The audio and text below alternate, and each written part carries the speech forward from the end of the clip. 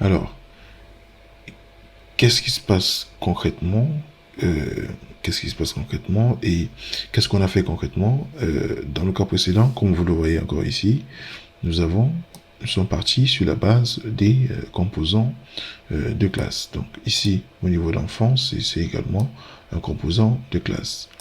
Et à la fin de notre vidéo, nous avons conclu comme quoi il était important d'avoir le même type de fonction, à savoir que les deux fonctions parents et enfants soient des composants de classe, plus ou moins, afin que ils puissent avoir une facile ou une simple communication. Donc à ce niveau, ce qu'on va faire, c'est quoi ce qu'on va changer déjà, le typage de le type de composante. Donc ici, on va dire function up parent. Donc ici, il n'y a plus d'extend. Function parent et up, voilà. Il n'y a plus de render. Là, on va extraire, on va retirer le render et normalement, on est bon. À ce niveau, on est bon. Au niveau de l'enfant, par contre, il y a des modifs aussi à faire. Donc, à ce niveau, c'est plutôt function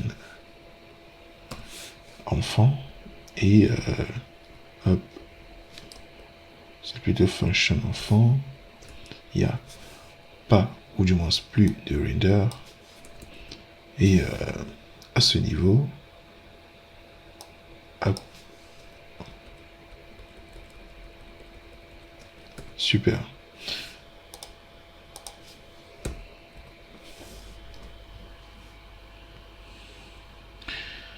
Alors, faisons un petit tour. Au niveau de notre navigateur, on a du blanc. Donc, concrètement, ce qui est écrit, le navigateur, ou du moins, oui, le navigateur n'arrive pas à interpréter, ou du moins, n'arrive pas à interpréter le code le code qui est écrit, ou du moins s'il y a des erreurs, ou il y a des modifications qui n'ont pas été faites. On va revenir un tout petit peu au niveau du code, parfait. Donc, dans les composants de classe, pour accéder à la donnée qui était présente au niveau de la composante parent, on faisait un 10, voilà, point props, point la clé de l'élément recherché. Pour les fonctions, enfin pour les composants de fonctions, on n'a pas besoin de ce 10. On va appeler directement la propriété et on va l'interroger, ou du moins on va pointer avec le point la clé, le framework. Alors ici également, on va retirer cela. Alors,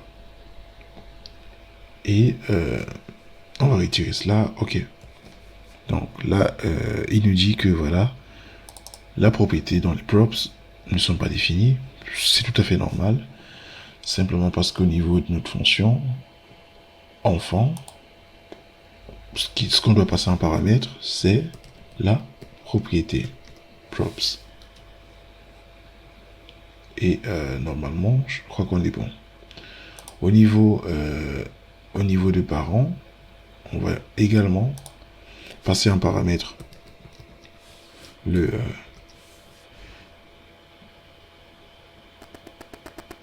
la propriété props, et à ce niveau, à la place de 10.props, on va juste retirer le 10 points pour garder le props. Il en va de même au niveau de l'app.js. Donc, je crois qu'à ce niveau, c'est OK. Hop, à ce niveau, on a nos différents éléments. Et je crois que tout est OK.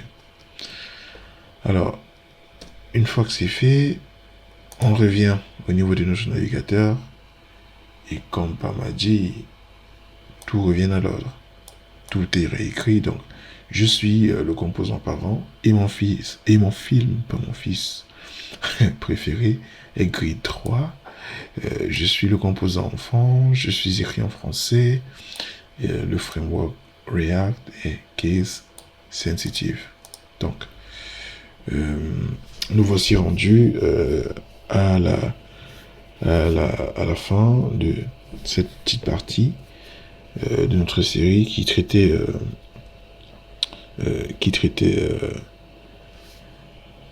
et des états et des propriétés, ou du moins et des propriétés, et de comment est-ce que